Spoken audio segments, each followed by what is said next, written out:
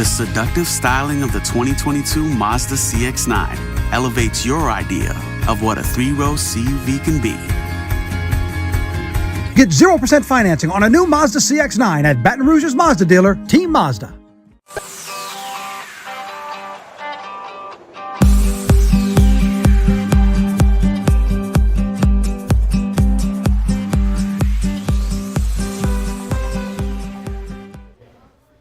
It is hump day. Good morning. Yeah. Is it? Okay, but see, what if we go to like a 4-day work week, which we were talking about? What would there be a hump day? Over the hump day. Oh, I like that. Over the hump. That's got A couple branding I written have. all over it. We were talking about some of that stories on the morning show, the 4-day work week. Some people are doing. Anyway, so no 4-day work weeks, 5-day work weeks. A little bit of extra for you here. A little Lagniappe, 9:15, 9 News Now on WAFB Plus. Unless you're watching from Sweden, which you may be over the hump. Which, happy to you, if so. No, they're very happy. Their country one of the happiest on the planet. Yeah, they did. Hi. Good to see you. Why are you watching? A question we could ask a lot of folks. Welcome to that hump day. We're going to warm up. Yes, we are. And it's already starting to get pretty comfortable outside. It was not as cool this morning. 65 degrees in Baton Rouge right now. Wow. Here's a look at today's forecast. By the way, I'm running a little software update on my system, so that's why we're going to take you through the web story instead, which gives you the same information. You can get this in our app. You can get it on our website as well. Bottom line is temperatures will be into the mid-70s by noon. Low 80s for highs. Could even sneak into the mid-80s. Some neighborhoods partly cloudy. Today, we will keep it dry. Could see some record highs in the days ahead. Now, today's record, I think, is safe at 87. But tomorrow and Friday, I'm forecasting 87. And the records on both Thursday and Friday, 86 here in Baton Rouge. So both of those appear to be in jeopardy. So warm weather is headline number one. And then headline number two is that we expect some showers and storms to move in late Friday. Here's a snapshot from the European model. This is 7 o'clock Friday evening, showing some of those showers and storms moving in ahead of a cold front. Now, question mark here that we're still tracking. That cold front's headed our way, but it's kind of attached to an area of low pressure, not shown on that map.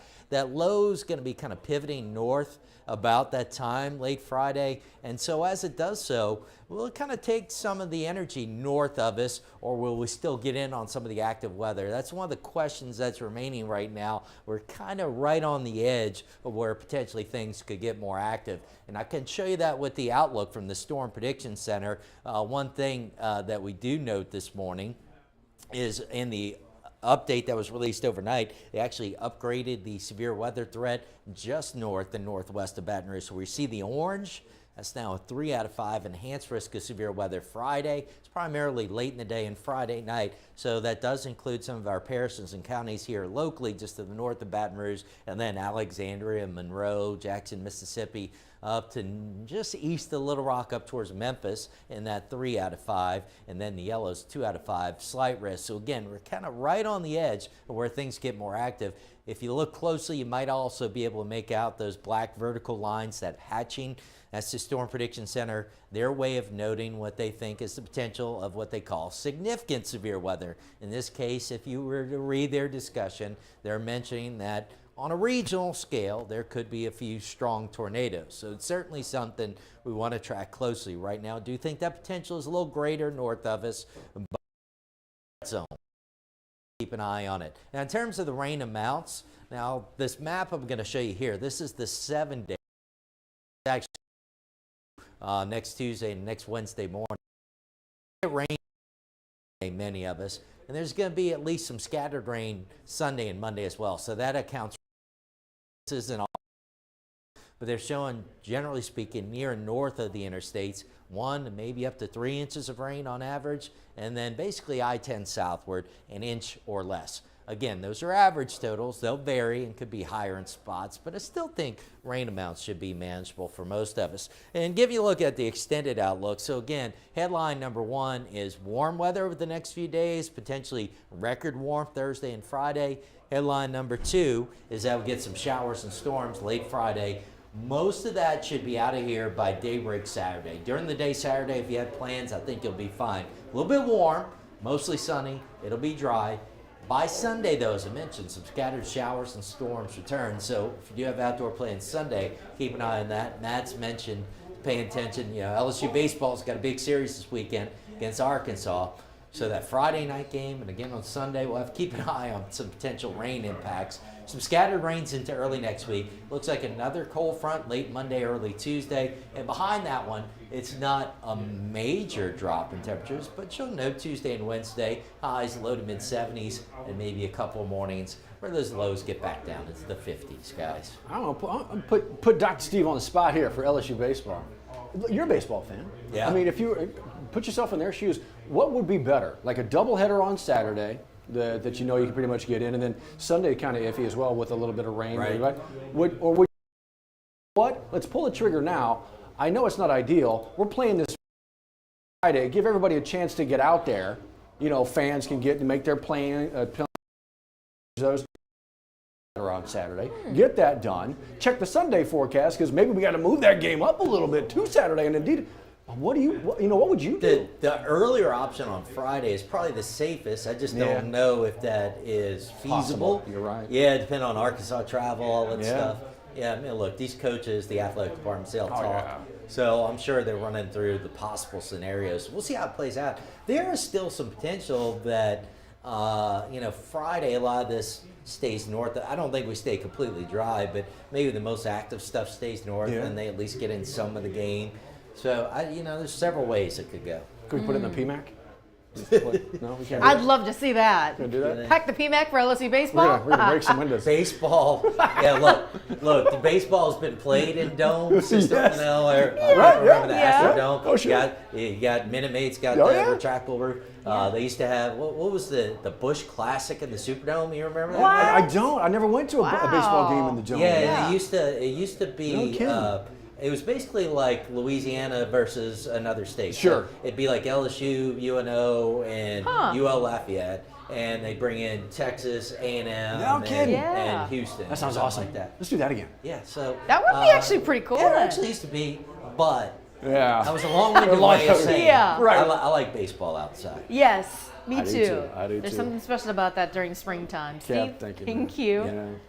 All right, so I wish we could keep talking about baseball. I know. Big fan. I know. There is the news of the day to get to, and actually this may turn into be gigantic news as the day moves on. We're looking ahead to Fed chairman possibly raising rates again. They're going to be talking about it, certainly. Yes. This has been a year-long string of interest rates being raised, trying to help curb inflation. 8 of them, right? After the economy after COVID has been kind of an adjustment, right? We're still trying to figure out how to get back on our toes. Food costs are increasing. Yes. Home buying prices are just astronomical. So how do we kind of right the ship here? Well, this is no easy task to do, and that's why a lot of meeting of the minds are happening today. Federal Chairman Jerome Powell meeting with the media to talk about his decision, whether will we see an interest rate hike? Will we not? Is it the right decision after the collapse of one of the second to third largest bank collapse in U.S. history? Exactly. So, with that as the backdrop, as the chairman say, all right, the economy needs some room to breathe and recover with all this. Yeah. Or does he, again, the central bank say we need to raise the rates? Those who think the rate is going to increase again are thinking maybe a quarter point. There's been half points and 3/4 points a lot recently. They're thinking maybe a quarter point. Look, it hasn't happened yet. Whatever happens, we'll let you know. We sure will. We're keeping our eyes on that. On top of a number of local things that Oh are my happening gosh, too. yes. This breaking news, you may have woken up to this alert or Yeah. gone to bed with this alert. We're learning about a deadly double shooting in the Baton Rouge area right there off of the 2020 Adams Avenue block. We're told that a man and woman were shot dead. We don't know who they are, and we don't really know the circumstances of what led up to this. It's part of the investigation. Obviously, it's still going on with BRPD this morning. If you don't know where Adams, it's just off of Scenic. If you know that part of Baton Rouge. But to Liz's point, don't know possibly who pulled the trigger here. They don't have any suspects in mind, at least that they are releasing yet. They haven't made any arrests, and as you mentioned, have not officially released the identities here. So this is literally just getting going. Yeah. So we're in contact with BRPD. When we get those updates, we'll make sure to pass them along. Of course, if people out there know something, there's a number they can dial always. Always, especially if neighbors may have heard something, Yeah. saw something, can always help out. Crime Stoppers is it. You know the number. Okay, we were talking about this yesterday, this morning as well. There's a lot to this one little story because it brings in different stories, especially something that folks are going to know from the last, few weeks here about Yeah, you're seeing the name. Yeah, you're you thinking, are. That's the name of the man who Wait. went missing from Georgia, who ended up dead. Oh, gosh. So let's start with that, Yeah. right? The Nathan Millard case. Investigators were actually looking deeper into that because Sure. we're still awaiting a lot in that case too. Right. Well, while investigators were doing that, someone else was on the run from police. There was a police chase that ended up crashing near the site where they were actually investigating. So they were saying, they were out there looking into the Millard case and Yeah. talking with folks, and apparently somebody in the area decided just to take off in a car. Somebody they were trying to take talked with. Now, police were quick to point out, though, they did not qualify or classify this as a chase. Oh, okay, this that's is good to not. clarify. Right, this is not that chase. And this person took off and eventually ran into somebody else. Yes. And then when police caught up to him, 2 injured people, the driver and apparently, according to person he police, hit. the person he hit. So. How is that tied into any of this? Well, right now it's not, right? According to police, it's not. It just happened to be in the same area as they were looking into the. See, told you. There's Extra a lot officers were on the scene There's at a lot the time. going on here. Yes. So you can read this whole story right here, WAFB.com, the 9 News app. It kind of breaks down what was happening, why it was happening, where it was happening, who it's involving, who it doesn't involve. Again, very kind of convoluted, but it's right there. Yes, all waiting for you. So much. We're also learning about some new resources happening in our part of the world. Callie was actually live with organizers of a free health and plant fair. She was actually live with one of the local master gardeners in our area, talking about how you can use those, those big old tubs filled with cat litter you can buy at Costco, Sam's Club, even Walmart, really. Yeah. If you empty those out, you can actually use those as planters. No need to buy a fancy one. You have a planter right there. You just have to drill holes in the bottom of it, and then you can grow your own garden. The key, though, is to make sure you empty it out of the cat litter Well, first. I think that would help. I don't know what you're growing. I don't know if what you're cat- trying to grow. Cat litter is good fertilizer. I don't know. I don't know. But yeah, no, she made it look easy. It was so funny talking with her this morning. She was so amazing. Callie's like, I'm here with Master Gardener. She was so quick to point out, there's more of us around the state. There's like 1,000 of us. I promise. But she was so good this morning. And she was really kind of showing it. I found myself drawn in to these conversations. I'm like, wait, how easy is this? Right. Can I really? Right. And you have a cat, so you just Yes, kind of know. I do. Maybe he could help me Experiment. plant something successful. So here's the thing. It is that one-stop shop, kind of the Yes. all-inclusive get-together when they talk about health and plant fair. You can get out there, check on your health. You can talk about vaccinations maybe you need. You can bring the kids out there for like a little bit of a checkup as well, and then get access to food, also how to grow your own food, keep it healthy in some of these food deserts that don't have that. Yeah. There's a lot going on. What a spot to put it, Zion City. I tell you what, Callie's got all the details for you in her web story about where to go, what time it is, and everything that's going to be there. There's a lot of resources. There is. A lot of them. You know what time it is? Oh. You know what time it is? Almost time. Come on. Almost time. We are getting so close. 12 o'clock today. Yep. LSU women's basketball taking off. Sweet 16. That's exactly right. Woo, Oh, this it's so is much exciting. fun. So you still got time. Again, as Liz mentioned, noon o'clock today. Gate 6 over at Tiger Stadium. Yes, I believe Gate so. 6 over at Tiger Stadium. This will be the second send-off for LSU women's basketball. Of Yeah. course, fans were out there to get them going for the SEC tournament. But this is the big dance, and the dance has been whittled down. Yeah. The dancing partners, some have left the floor, others are still around. 16 teams remain. They are on their way to South Carolina to play the 2 seed in this particular region of the bracket. It's the Utah Utes. The 1 seed in that bracket is no longer there. So the top 2 seeds in this particular part of the bracket playing Friday. The Tigers tip off at 4, but the send-off today at noon. How about it? Let's keep dancing, folks, and send them off. That's right. Fun fact, LSU women's basketball actually sharing that, I don't know if you're superstitious, but this will be Kim Mulkey's 16th, Sweet 16th appearance. Timeout. Her 16th? Sweet going 16. into the 16th? Yeah. Oh, it's yeah. like turning 16 times. Yeah. How many times have you turned It's 30? in the bag. Knock on wood, turn around. For Yeah. a second, spit over the shoulder. All of that. Cross all all the of fingers. that. I'm not superstitious. Well, as he's crossing his toes in his shoes, he's crossing all the things. Very uncomfortable. Done. He's trying. He's straining real hard. Actually, it hurts a little bit. Hurts a little bit. Careful. Yeah, okay. Careful. So get on out there to Tiger Stadium and Yes. send them off the right way. And we'll try to get you that live coverage there at Yep. noon. Our team is working on that on 9 Sports, always on top of that. Yep. So we try to give you all the snapshots and things exclusively here on WAFB Plus, especially here on 9 News Now. So all the places you can find us. If you're not watching us live, you can watch us, of course, on demand if you'd like. Just find your way on over to Amazon Fire TV, Roku, Apple TV as well. And I want to quickly apologize for folks who had to see my face as I contorted. That was a little painful. It is. Hey, quick update. By Yes. the way, we're talking about baseball. Yeah. I called it the Bush Classic, Bush Challenge. I The looked Bush it up. Challenge. First one was Challenge. 1987 in the Dome. Wow. It was Louisiana versus Florida. So you had LSU, UNO, and Tulane. Yeah, I guess. And then Florida was Florida State, Miami. It was a round robin. We should do this again. That would be fun, actually. Yeah, no, I actually went to some of those games in my younger That years. sounds And, amazing. yeah, it was a good I'd be time. all about it. Yeah. But like you said, baseball outside. Yes, Outside. in the dome is pretty Yeah. cool. That is That's where pretty you go. cool. All right, All right. where are we going today? How about, well, let's start out in nature because Okay. scientists Oh, are yeah. learning some pretty cool things about bees. Bees are just impressive species to begin with, Sure. but did you know that they have apparently the capability to not only problem solve, but teach other bees the same skills? Really? Yeah. You're actually looking at photos and video here of a specific experiment. A new study from Queen Mary University of London set out to show that bumblebees are capable of socially learned behavior. So what do we mean by that? Well, researchers actually designed a two-option puzzle box, a red tab that opened clockwise and a blue tab counterclockwise. Demonstrator bees were trained to either use either tab to reach a prize inside the puzzle while a group of observer bees watched. When it was the observer bees' turn, well, most of them had actually chosen the same tab option their respective demonstrator had. How impressive is that? How do you?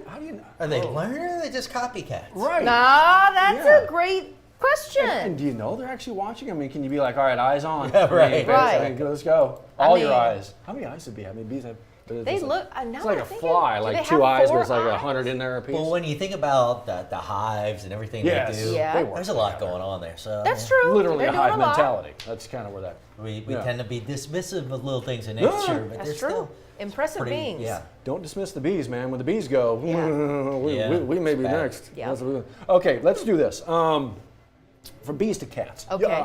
No cat in your house? No, no, No cat. I do. And actually, the neighborhood filled with cats. It's a crazy town over there right now. But most of What them are y'all nice. doing over there? I don't know. Yeah. I don't know on so many levels. But this is kind of cool. Apparently, cats like to be read to.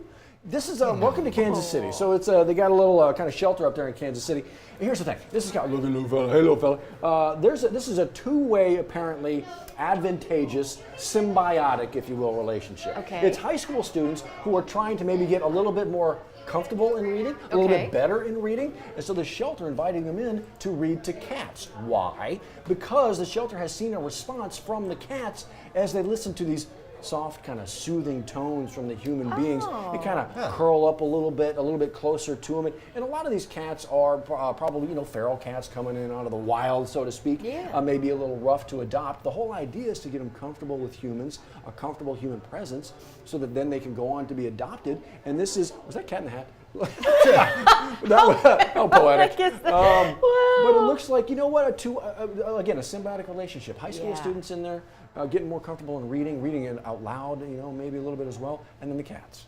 Wow. That's kind of cool. That I've is tried really at home with the cool. dog, see what happens. Hey, now. I'm sure there's some soothing, fall a asleep soothing on you. effect to that too. Yeah. And that's therein is the challenge. Like, how do you know how effective it is? Because Just knocks out. Sleeping Well, regardless, effective right? storytelling. worked Maybe you well. meow at a certain point in the story to really Yeah. engage them. Oh, that's I don't so know. good. There you go. Okay, students read to cats. Yep. All right, so you guys being on the morning shift well into our workday now. Oh, yeah. Y'all hungry? Yeah, it's like dinner, Always. lunch. I'm gonna make you hungry here. Why? Maybe. Okay. Depending got? on your taste. Oh, that's Good. good. So yeah, this is a cheesecake. What? But made by a 3D printer. No. What you're seeing there on the screen. So a team of engineers at Columbia wanted to know if they could make dessert using only a 3D printing machine and laser technology to whip up what was a vegan cheesecake that you saw there. This was in a study that was published in a journal about food. That just looks a little weird right there. Yeah. That's like the making the sausage, right? Oh, yeah. Yeah. You don't wanna That's see right. it, you I don't know how Right. to see it. but the end product looks good. Oh, So yeah. one of the co-authors of the study says it's much like using an oven or a microwave to cook food. I heard that earlier. I'm still trying to piece that together in my How head. it's like that? Yeah. Yeah. So I'll take his word. He Okay. probably knows more about food than I do. But the idea is to try and come up with creative ways we can do things like this. Huh. With 3D printers. I'd try it. I mean, I try just about anything. I mean, so long as, like I was telling you earlier, Liz, I'm like, it's actually made from food products. It's not like I'm eating like cement and concrete or plaster of Paris coming out of a 3D printer. It's actual food. I'd try it. Look, cheesecake, I'm in. Sweets. You also think about the other aspect of this. Think about what it could solve hunger-wise across the world. 3D printed food. Right. There's a lot of cool things. I think the Bill and Melinda Gates Foundation is working on trying to bring food and things more accessible in third world countries. Yeah. If you could unload a massive printer, 3D printer to print food, I mean, I'm sure we're still a ways away from that, but that is pretty incredible to think about the potential. Very, very Star Trek. Wow. Or Jetsons. Yeah. Dang right, absolutely. A little pill turns into a gigantic turkey. Right. I don't know how exactly that's going to work. Yeah. Just add water, and all of a sudden a big bird comes out. But no, I don't know how far. You know what? I don't need the flying cars. Get me that. I don't know if that looks, it does look a little bit weird. I don't know if that's the 3D aspect or the fact that it's a vegan cheesecake. Why did they go with the vegan cheesecake? It's so good. Well, I don't know. Maybe they're still working on, the milk may spoil, boys and girls. And, I don't know how much, maybe that could be it. That's a really good point. I don't know. That's so good. He's like, is it weird because it's 3D printed or is it vegan? It didn't really look like your normal cheesecake. Right. The color of it or the texture? It almost had like the flaky appearance, more like a pie. Just call it a vegan cake. You're good. Right. Just call it what it is. I'd still try it. Me too. There it is. Me too. There it is. Okay. All right, so go get yourself a cake, a pie, some food, or whatever. You're right. You did make me more hungry, and it is dinner time. It is dinner time. Yes, indeed. And you're going to be out today, a little bit warm, very warm Thursday and Friday, and then keeping an eye out for those storms. They'll be impacted this Friday night. Some of those could be strong, so keep up with it. At the Team Automotive Group, we make it easy for you to buy here or sell here. Buy here and save on hundreds of certified and pre-owned vehicles. Or sell here while your vehicle is worth more than it ever has been, and we'll pay you top value. Buy here or sell here at the Team Automotive Group.